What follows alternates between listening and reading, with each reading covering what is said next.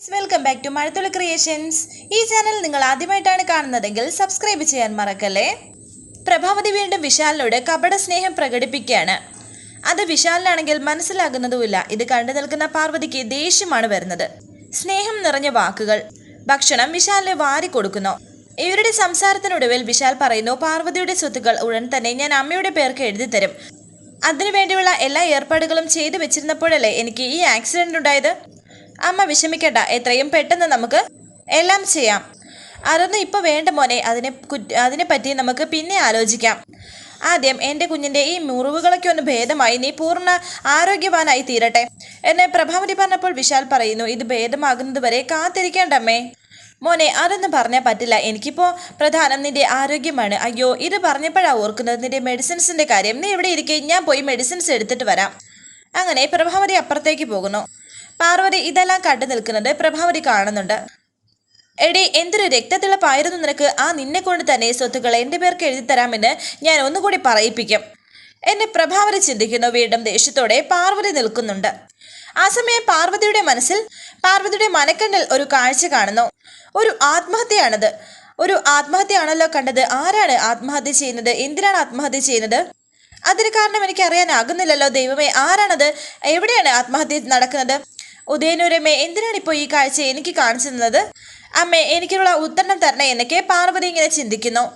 ശേഷം കാണിക്കുന്നത് പാർവതി ഉദയനൂരമ്മയുടെ മുന്നിൽ തൊഴുത് പ്രാർത്ഥിക്കുന്നു. വിശാൽ സാർ ഇപ്പോൾ അസുഖമൊക്കെ മാറി പൂർണ്ണ ആരോഗ്യവാനായി. പ്രയാസങ്ങളൊന്നും തന്നെയില്ല. അതിൽ ഞാൻ സന്തോഷവതിയാണ്. അപകടത്തിൽ നിന്നും സാറിനെ കാത്തു രക്ഷിച്ചതിൽ കോടി കോടി നന്ദി. ഇനി ഒരാപത്തും വിശാൽ സാറിന് വരുത്തരുതേ എന്നും പാർവതി പ്രാർത്ഥിക്കുന്നു. ആ സമയം പാർവതിയുടെ മുന്നിൽ ജയ വരുന്നു. പാർവതി, നിനക്കൊരു മുന്നറിയിപ്പ് നൽകാനാണ് ഞാനിപ്പോൾ വന്നതെന്ന് ജയ. നിന്റെ സന്തോഷകരമായ ജീവിതത്തിന് ഒരു അറുതി വരാൻ പോകുന്നു. ഈ വീട്ടിലേക്ക് ഒരു അതിഥി വരാൻ പോകുന്നു. അവര് ഒരു ചീത്ത സ്ത്രീയാണ്. അവർ നിന്റെ എല്ലാ പ്രവൃത്തികൾക്കും തടസ്സമുണ്ടാക്കിക്കൊണ്ടിരിക്കും. അവളെ നീ സൂക്ഷിക്കണം, കരുതിയിരിക്കണം. അത്രയും പറഞ്ഞിട്ട് ജയ അവിടെ നിന്ന് പോയി. ടെൻഷനോടെ പാർവതി വിചാരിക്കുന്നു, ആരായിരിക്കും വരാൻ പോകുന്നത്? ജയ എന്തിനാ ഇങ്ങനെ ഒരു മുന്നറിയിപ്പ് നൽകിയത്? പിന്നീട് കാണിക്കുന്നത് പ്രഭാവതി ഉമ്മറത്ത് നിന്ന് ഫോണിൽ സംസാരിക്കുകയാണ്. വിനയ് ഇവിടേക്ക് വരണമെന്നാണ് പ്രഭാവതി പറയുന്നത്. നീ ഇവിടെ വന്നെങ്കിലേ പറ്റൂ. പിന്നെ അവിടെ ഉണ്ടായ കാര്യങ്ങൾ വിനയോട് പ്രഭാവതി പറയുന്നു. പാർവതി, നമുക്ക് ഒതുക്കാമേ, അതൊക്കെ എനിക്ക് വിട്ടേക്ക് എന്ന് വിനയ്. എടാ, നീ വൈകാതെ വരണം. ഇന്നെങ്കിൽ ഇന്ന് നീ ഇവിടെ എത്തിയിരിക്കണം. പിന്നെ നിന്റെ ഈ വരവ് ഇവിടെ ഒരു സർപ്രൈസ് ആയിട്ടേ എല്ലാവർക്കും തോന്നാവൂ. നമ്മൾ തമ്മിൽ ഉള്ള നിരന്തര കമ്മ്യൂണിക്കേഷൻസ് ഇവിടെയുള്ള ആരും അറിയരുത്. എൻ്റെ പൊന്നമ്മേ, ഞാൻ അതൊക്കെ നോക്കിക്കോളാം എന്ന് വിനയ് പറയുന്നു. എടാ, നീ ഇവിടെ വന്നിട്ട് വേണം സ്വത്തുക്കൾ മുഴുവനും കൈക്കലാക്കി പാർവതി ഇവിടെ നിന്ന് പടിയടച്ച് മിണ്ടം വയ്ക്കാൻ. പിന്നീട് കാണിക്കുന്നത് അവിടേക്കൊരു കാറ് വരുന്നു. വിനയാണ് വന്നിരിക്കുന്നത്. വിനയോടൊപ്പം വേറെ ഒരു സ്ത്രീയുണ്ട്. ഗാർഗി, ആരാ ഗാർഗി വന്നത് എന്ന് പറഞ്ഞ് പാർവതി ചോദിക്കുന്നു. നോക്കാം എന്ന് പറഞ്ഞ് ഗാർഗിയും പാർവതിയും അങ്ങോട്ടേക്ക് പോയി നോക്കുന്നു. വിനയെ കണ്ടതും ഗാർഗിയും സന്തോഷത്തോടെ നിൽക്കുന്നു. എല്ലാവരും പുറത്തേക്ക് വന്നു. സുഖമാണാമേ എന്നൊക്കെ വിനയ് ചോദിക്കുന്നു. ആ മോനെ, അങ്ങനെ കഴിഞ്ഞു പോകുന്നു എന്ന് പ്രഭാവതിയും. വിനയോടൊപ്പമുള്ള ആ സ്ത്രീ ആരാണെന്ന് ശ്രദ്ധിക്കുകയാണ് ഗാർഗി. അച്ഛനോടും സുഖവിവരങ്ങൾ ചോദിക്കുകയാണ് വിനയ്. പിന്നെ വിനയ് സുശീലയോടും ഒക്കെ സംസാരിക്കുന്നുണ്ട്. എന്താ ഗാർഗി, നീ എന്താ ഒരു പ്രതിമയെ പോലെ നിൽക്കുന്നത്? ഇത് നിന്റെ ഹസ്ബൻഡ് അല്ലേ? കുറെ നാളുകൾക്ക് ശേഷമല്ലേ ഇവൻ ഇങ്ങോട്ട് വന്നിരിക്കുന്നത്? അതിന്റെ സന്തോഷം നിന്റെ മുഖത്ത് കാണുന്നില്ലല്ലോ. ഗാർഗി, നോക്കി നിൽക്കാതെ നീ അവനെ അകത്തേക്ക് വിളിച്ചോണ്ട് പോ. വിനയ് എന്ന് ഗാർഗി വിളിച്ചതും ദേഷ്യത്തോടെ നിൽക്കുകയാണ് വിനയ്. വിനയാണെങ്കിൽ അരികിൽ നിൽക്കുന്ന ആ സ്ത്രീയെ വിളിച്ചിട്ട് പറയുന്നു, പ്രിയ, അമ്മയും അച്ഛനെയും ആന്റിയൊക്കെ മനസ്സിലായോ? വിശാലും അവിടേക്ക് വന്നു. വിനയ്, നീ ഇത്രയും നാൾ എവിടെയായിരുന്നു എന്നെ ഗോപിനാഥ് ചോദിച്ചപ്പോൾ വിനയ് പറയുന്നു, ഇപ്പോഴെങ്കിലും എന്നെക്കുറിച്ച് അന്വേഷിച്ചല്ലോ. ഇതുവരെ ഞാൻ എവിടെയായിരുന്നു എന്ന് ആർക്കും അറിയണ്ടായിരുന്നല്ലോ. എപ്പോഴെങ്കിലും നിങ്ങൾ ആരെങ്കിലും എന്നെക്കുറിച്ച് ആലോചിച്ചിട്ടുണ്ടോ? ഞങ്ങളാരും നിന്നെ ഒരിക്കലും മറന്നിട്ടില്ലടാ എന്ന് വിശാൽ പറയുന്നുണ്ട്. ഞങ്ങൾ മിക്കവാറും നിന്നെക്കുറിച്ച് പറയാറുണ്ട്. പക്ഷേ നീ എവിടെയാണെന്ന് വെച്ചാൽ ഞങ്ങൾ അന്വേഷിക്കുന്നത്. നിന്റെ അഡ്രസ്സ് ഉണ്ടോ? ഫോൺ നമ്പർ ഉണ്ടോ? പിന്നെ എവിടെ പോയി തിരക്കാം? നിന്റെ നമ്പറിൽ കുറെ ഞാൻ ട്രൈ ചെയ്തു, എവിടെ ഒരു വിവരവും കിട്ടിയില്ല എന്ന് വിശാൽ പറയുന്നു. ഞാനൊരു ഓട്ടത്തിലായിരുന്നു, നാട് മുഴുവനും അലഞ്ഞു. ഒടുവിൽ ദേ ഇവിടെ തിരിച്ചെത്തിയിരിക്കുന്നു. ചുരുക്കി പറഞ്ഞാൽ അതാണ് സംഭവിച്ചത് എന്ന് വിനയ്, ഇതാരാണ് ഈ പെൺകുട്ടിയെന്ന് ഗോപിനാഥ് ചോദിക്കുന്നു. സോറി, ഞാൻ പരിചയപ്പെടുത്താൻ മറന്നുപോയി. ഇതാണ് റിയ, വിനയുടെ സെക്രട്ടറി ആയിരിക്കും അല്ലേ എന്ന് സുശീല പറഞ്ഞപ്പോൾ വിനയ് പറയുന്നു, നോ, ഇതിൻ്റെ സെക്രട്ടറി അല്ല, ഇത് she is my girl friend. ഞെട്ടലോടെ നിൽക്കുകയാണ് എല്ലാവരും. ഗേൾ ഫ്രണ്ട് എന്ന് പറഞ്ഞാൽ വെറും ഗേൾ ഫ്രണ്ട് ആണോ അതോ എനിക്ക് സുശീല ചോദിക്കുന്നു. അതെ, അത് തന്നെ. റിയ എൻ്റെ എല്ലാമാണ്. ആൻറ്റിക്ക് ഇപ്പോൾ വ്യക്തമായി കാണുമല്ലോ. കുറച്ചുകൂടി വ്യക്തമായി പറഞ്ഞാൽ ഇവളാണിപ്പോൾ എൻ്റെ പാർട്ട്ണർ, ലൈഫ് പാർട്ട്ണർ. ഇത് കേട്ട് ഗാർഗി തകർന്നു നിൽക്കുന്നു. എടാ നീ എന്താടാ ഈ പറയുന്നത്? നീ താലികെട്ടി ഭാര്യയല്ലേ ഈ ഗാർഗി ഇവിടെ നിൽക്കുന്നത്? ഗാർഗിയെ മറന്നിട്ടാണോ നിന്റെ ഈ ഒരു റിലേഷൻഷിപ്പ്? നീ എന്താ ഈ കാണിക്കുന്നത്? അതെ, ആരും ഇതിൽ വികാരമൊന്നും കൊള്ളണ്ട, കൂടുതൽ ചോദ്യമൊന്നും വേണ്ട. എല്ലാവർക്കുമുള്ള ഉത്തരം ഞാൻ പറയാമെന്ന് വിനയ്. ഞാൻ ഈ ഗാർഗിയെ വിവാഹം കഴിച്ചിട്ട് എത്ര നാളായി, എത്ര വർഷമായി? എന്നിട്ട് ഇവൾക്കൊരു അമ്മയാവാൻ സാധിച്ചോ? എന്റെ ചോരയിൽ ഒരു കുഞ്ഞിനെ തരാൻ ഇവൾക്ക് സാധിച്ചോ?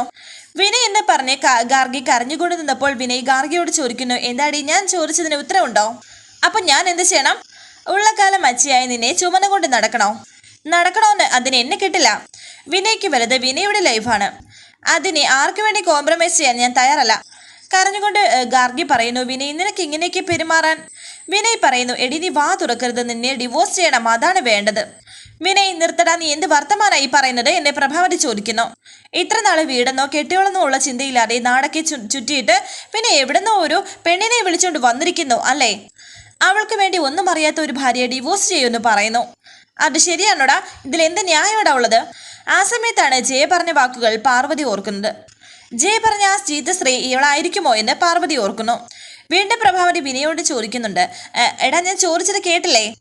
ഗാർഗെ ഡിവോഴ്സ് ചെയ്യണോ? നീ എന്ത് അർത്ഥത്തിലായി പറയുന്നത്? കുട്ടികളില്ലെങ്കിൽ അതിന്റെ കാരണം എന്താണെന്ന് അന്വേഷിക്കണം. ട്രീറ്റ്മെന്റ് എന്താണെന്ന് വെച്ചാൽ അതാ ചെയ്യേണ്ടത്. അതെന്തെങ്കിലും നിങ്ങൾ ചെയ്തോ? ഇല്ലല്ലോ. അതൊന്നും ചെയ്യാതെ ഡിവോഴ്സ് എന്ന് പറയുന്നത് എന്തിനാടാ? ഗോപിനാഥ് പറയുന്നു. പ്രഭാവതി, അവൻ വന്ന് കയറിയതല്ലേ ഉള്ളൂ, നീ ഇങ്ങനെ ഒച്ചയെടുക്കാതെ. നീ പറയുന്നത് അയൽവക്കത്തുള്ളവർ കേട്ടാലേ അത് നമുക്ക് നാണക്കേടല്ലേ? നിങ്ങൾ അകത്തേക്ക് വാ, നമുക്ക് അകത്തിരുന്ന് സമാധാനത്തോടെ സംസാരിക്കാമെന്ന് ഗോപിനാഥ് പറയുന്നു. ഗാർഗിയാണെങ്കിൽ പൊട്ടിക്കരഞ്ഞുകൊണ്ട് അകത്തേക്ക് കയറിപ്പോയി. പ്രഭാവതി മനസ്സിൽ വിചാരിക്കുന്നു, പാർവതി നിന്റെ അന്ത്യം കുറിക്കുന്ന പുതിയ കളിയുടെ തുടക്കമാണടി ഇത്. ഇനി നീ എന്തൊക്കെ അടവുകൾ പയറ്റിയാലും ഇവന്റെ മുന്നിൽ പിടിച്ചു നിൽക്കാൻ സാധിക്കില്ല. ഇവൻ വിനയ് കാളകൂട വിഷമാണ്, നിന്നെ ഭസ്മമാക്കാൻ പോകുന്ന കാളകൂട വിഷം. സങ്കടത്തോടെ ഗാർഗി ഇങ്ങനെ ഓരോ കാര്യങ്ങൾ ആലോചിച്ച് നിൽക്കുന്നു. വിനയ് പറഞ്ഞ വാക്കുകൾ ഇങ്ങനെ ഓർത്തോർത്ത് ഇരിക്കുകയാണ് ഗാർഗി. എല്ലാവരുടെയും മുന്നിൽ ഗാർഗി അപമാനിക്കുകയാണ് വിനയ് ചെയ്തത്. ഗാർഗി മനസ്സിൽ വിചാരിക്കുന്നു, എന്നെ അവഗണിച്ച് ഇത്രയും നാൾ ജീവിച്ചിട്ടും ഇപ്പോൾ കുറ്റം മുഴുവനും എന്റേതായി. ഒരു മനസാക്ഷി കുത്തുമില്ലാതെ അയാൾക്ക് എങ്ങനെ എന്നെ പഴിക്കാനാകുന്നു? ഇത്രയും നാൾ വിനയ്ക്ക് വേണ്ടി കാത്തിരുന്നതാ ഞാൻ. ഇപ്പോൾ ഇങ്ങനെയൊരു വിധിയാണല്ലോ എനിക്ക് ഉണ്ടായത്. വിനയ് എന്നെ ഡിവോഴ്സ് ചെയ്താൽ പിന്നെ എനിക്ക് എന്ത് ജീവിതമാണ് ഉണ്ടാകുന്നത്? എൻ്റെ ഈ ജീവിതം തന്നെ പാഴായി പോയില്ലേ? പാഴായി പോവും, എൻ്റെ ജീവിതം നശിക്കും. അങ്ങനെ ജീവിതം നശിച്ചാൽ പിന്നെ ഞാൻ ജീവിച്ചിരിക്കുന്നതിൽ എന്ത് അർത്ഥമാണുള്ളത്? വേണ്ട, ഇനി എനിക്ക് ജീവിതം വേണ്ട. ഞാനൊരു ശല്യമായിട്ട് ഇവിടെ ജീവിച്ചിരിക്കാൻ പാടില്ല. ഇങ്ങനെ ഗാർഗി മനസ്സിൽ ഉറപ്പിച്ചു. ഈ സമയം ഗോപിനാഥ് എല്ലാവരോടുമായി സംസാരിക്കുന്നു. ഇപ്പോൾ വിനയെ ശകാരിച്ചിട്ട് എന്തെങ്കിലും കാര്യമുണ്ടോ? പ്രഭാവതി, നീയാണ് വിനയനെ അനാവശ്യമായ സ്വാതന്ത്ര്യം കൊടുത്ത് വളർത്തി വഷളാക്കിയത്. ഗോപിയേട്ടൻ എന്ത് വർത്തമാനായി പറയുന്നത്? ഇപ്പോൾ കുറ്റം മുഴുവനും എനിക്കായോ? വിനയനെ മാത്രമല്ല ഞാൻ വളർത്തിയത്, ഈ നിൽക്കുന്ന വിശാലിനെയും ഞാൻ തന്നെയാണ് വളർത്തിയത്. എന്നിട്ടെന്താ ഇവൻ വഴിതെറ്റിപ്പോയോ? ഇല്ലല്ലോ, ഇവൻ നല്ല അന്തസ്സായിട്ടല്ലേ ജീവിക്കുന്നത്. അപ്പോൾ വിനയ് വഴിതെറ്റിയെങ്കിൽ അത് എൻ്റെ വളർത്തുദോഷമായി കരുതരുത്. വിനയ് ഈ വിധത്തിലായെങ്കിൽ അവനൊരു പെണ്ണിനെ വിളിച്ചുകൊണ്ട് വന്നെങ്കിലും അത് അവന്റെ മാത്രം പ്രശ്നമാണ്. ഏതായാലും ഇത് കുറച്ച് മനുഷ്യത്വമില്ലാത്ത പ്രവൃത്തിയായി പോയെന്ന് പാർവതിയും പറയുന്നു. മഹാമോശമായി പോയെന്നും പാർവതി പറയുന്നു. ഒരു ഭാര്യ ഇവിടെ കണ്ണിൽ എണ്ണ ഒഴിച്ച് കാത്തിരിക്കുമ്പോൾ ആ ആള് മറ്റൊരു പെൺകുട്ടിയെ വിളിച്ചുകൊണ്ട് വരുന്നത് അത്ര മര്യാദയൊന്നുമല്ല. വളരെ സങ്കടകരമായ കാര്യമാണ്. ഗാർഗിയുടെ മനസ്സിപ്പോൾ എന്തുമാത്രം ഉരുകുന്നുണ്ടായിരിക്കും എന്ന് പാർവതി പറഞ്ഞപ്പോൾ സുശീല പറയുന്നു, ഇതിപ്പോ പണ്ടത്തെ കാലമൊന്നും അല്ലല്ലോ, ഇതുപോലെ എത്രയിടത്ത് നടക്കുന്നു. ഇതിപ്പോ വിനയ് അവന്റെ ലൈഫ് പാർട്ണർ എന്ന് പറഞ്ഞ ഒരുത്തിയെ കൂട്ടിക്കൊണ്ട് വന്ന സ്ഥിതിക്ക് ഗാർഗി ഒന്നുകിൽ അത് അംഗീകരിച്ച് കൂടെ കഴിയണം, ഇല്ലെങ്കിൽ ഡിവോഴ്സ് വാങ്ങിച്ച് അവളുടെ വഴിക്ക് പോകണം. ഇത് കേട്ട് ഗോപിനാഥ് പറയുന്നു, സുശീലേ, അവിവേകം എഴുന്നള്ളിക്കല്ലേ. ഇപ്പോ നീ പറഞ്ഞതാണോ ഇതിനുള്ള പരിഹാരം ആണോ എന്ന്? നീ ഇമാതിരി വിവരക്കേട് എന്തെങ്കിലും ഇവിടെ മിണ്ടിയാൽ നമ്മുടെ ഗാർഗി നിന്നെ പോലൊരു പെൺകുട്ടിയാണ് അവളും. നീ എന്താ അതിനെപ്പറ്റി ചിന്തിക്കാത്തത്? നമ്മൾ ചിന്തിക്കേണ്ടത് ഗാർഗിയുടെ ഭാഗത്തു നിന്നാണ്, അല്ലാതെ മര്യാദക്കേട് കാണിച്ച അനിയന്റെ ഭാഗത്തു നിന്നല്ല. അതെ, അതാണ് വേണ്ടതെന്ന് വിശാലും പറയുന്നു. എന്താ പ്രഭാവതി, ഞാൻ പറഞ്ഞതല്ലേ ശരിയെന്ന് ഗോപിനാഥ് ചോദിക്കുന്നു. ഈ സമയം കരഞ്ഞുകൊണ്ട് നിൽക്കുകയാണ് ഗാർഗി. കയ്യിൽ ഒരു മുഴം കയറും. വരാനിരിക്കുന്ന പുതുപുത്തൻ എപ്പിസോഡുമായി വീണ്ടും കാണാം. Thank you for watching. Please subscribe, like, share my channel.